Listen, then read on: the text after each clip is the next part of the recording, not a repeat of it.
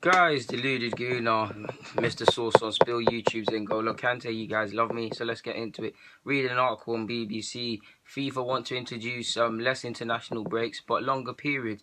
Now, I don't know where I'm tied on that. In theory, of course, we hate international breaks. We had one just after the shortly after the Premier League started. Now we've got one in October. I think we've got one in November, and then we've got March. So in theory, yes. Oh yeah, off topic. They want to apparently these same people want to introduce dribbling from free kicks and shortening half to 30 minutes. But back into what I said. We know there's 4 breaks already, and just when you keep going, when your teams can build up a little bit of form, like Arsene Wenger and Jose Mourinho, when these breaks then come around constantly, it disrupts everything. Players are going off to several countries, accumulating a lot of air miles. I mean, if you look at, I don't know, let's just say Liverpool, because they're in my head at the moment. If Mane goes and plays in Senegal, obviously he has to fly to Africa. I don't know how it works getting to Senegal if you've got to take connecting flights and things like that.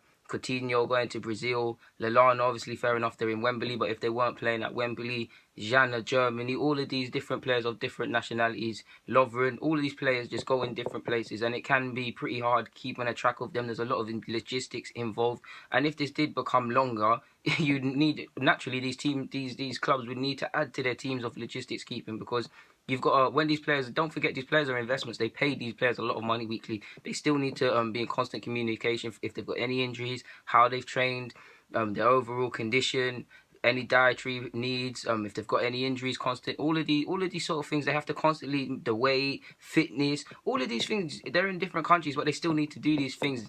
That's why it is very hard for clubs. You heard Wenger and Jose, like I said, were very upset about that. So from a club's or a manager's point of view, I can say I wouldn't necessarily be happy with it. 7 or 10 days, like I've explained why, it's hard enough for players, for managers. Not to also touch upon what I've just previously said, but players can also return with injuries, with fatigue, in different form. Also, it's slightly different, and it's not really a point. But players can have their heads turned on international duty, Mr. Says Fabregas. But yeah. It's not ideal conditions. Players playing at different altitudes as well. I don't know how they would work it, but if it became longer, in theory, like I said at the beginning, I would be a fan of it. But now that I think about it and I'm making this vid, it doesn't sit right with me, because we don't want to see the Prem delayed. Ultimately, we want to see football being played, and I just think it would be harder for clubs. I don't think this is going to happen anytime soon. I think at the latest 2023 or 2024 is the earliest agreement this can happen, that this change could actually be implemented. It's obviously going to be down to the numerous leagues, committees, commissions,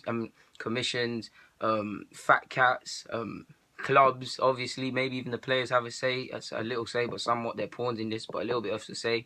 It's down to all of these sides and parties and organisations to come to an agreement as to when this can be introduced. But you guys know I just give you guys talking points. It's all hypothetical. They're just my 2 pence on the matter.